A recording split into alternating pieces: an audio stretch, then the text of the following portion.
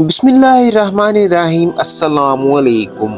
नाज़रीन, एक शख्स ने देखा कि बनी इसराइल के कुछ लोग एक दरख्त की पूजा करते हैं। उसे ये देखकर बेहद अफसोस हुआ। वो घर गया, अपना कुल्हाड़ा उठाया और दरख्त काटने के लिए घर से निकल पड़ा। अभी वो रास्ते में ही था कि शैतान इंसानी सूरत में इसके सामने आ गया और कहने लगा, ऐ बंदा खुदा, तुम ये फजूल काम क्यों करना चाहते हो? भला इस दरख्त को काटने से तुम्हें क्या फायदा मिलेगा? इस शख्स को इसकी बात पर सख्त गुस्सा आया। आखिरकार दोनों झगड़ना शुरू हो गए। चंद लम्हों में ही शैतान जमीन पर गिर गया और वो नेक शख्स इसके सीने पर चढ़ बैठा।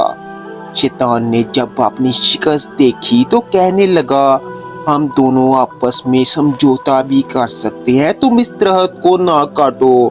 मैं तुमसे वादा करता हूँ कि मैं रोजाना 2 दिनार तुम्हें दिया करूँगा और वो पैसे रोजाना तुम्हारे सराहने के नीचे मौजूद हुआ करेंगे।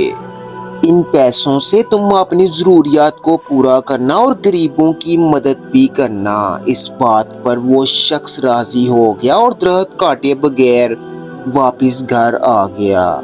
नाज़रीन, 2 दिन इस शख्स के सिराने 2 दिनार मिलते रहे, लेकिन तीसरे दिन से ही ये सिलसिला बंद हो गया। इस शख्स ने कुछ देर तक इंतजार किया, लेकिन फिर गुस्से से भरा कुल्हाड़ा लेकर दरख्त काटने के लिए चल पड़ा। रास्ते में फिर से इसकी मुलाकात शैतान से हुई। शैतान ने पूछा कि तुम कहाँ जा रहे हो? तो इस शख्स ने कहा, दरख्त काटने के लिए जा रहा हूँ। लेकिन शैतान ने कहा, मैं तुम्हें हरगिज़ दरख्त को काटने नहीं दूंगा।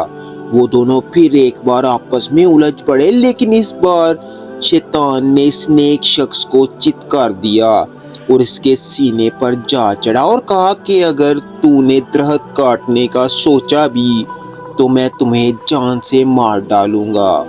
वो शख्स डर के मारे कहने लगा कि मैं तुमसे वादा करता हूँ इस दरख्त को हाथ भी नहीं लगाऊंगा। बस तुम मुझे छोड़ दो और इतना बता दो कि पहली बार तो तुम मेरे काबू में आ गए थे, लेकिन आज ऐसा क्यों नहीं हो सका?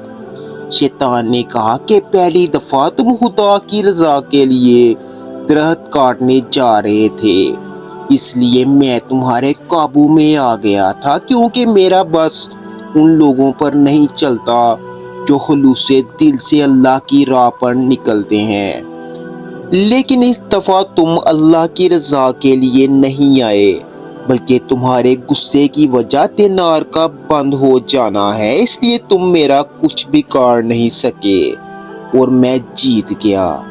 नाज़रीन, उम्मीद करता हूँ कि इस कहानी से आपको एक अच्छा सबक मिला होगा। अल्लाह हम सबको नेकी के रास्ते पे चलने की तौफीक अता फरमाए। आमीन।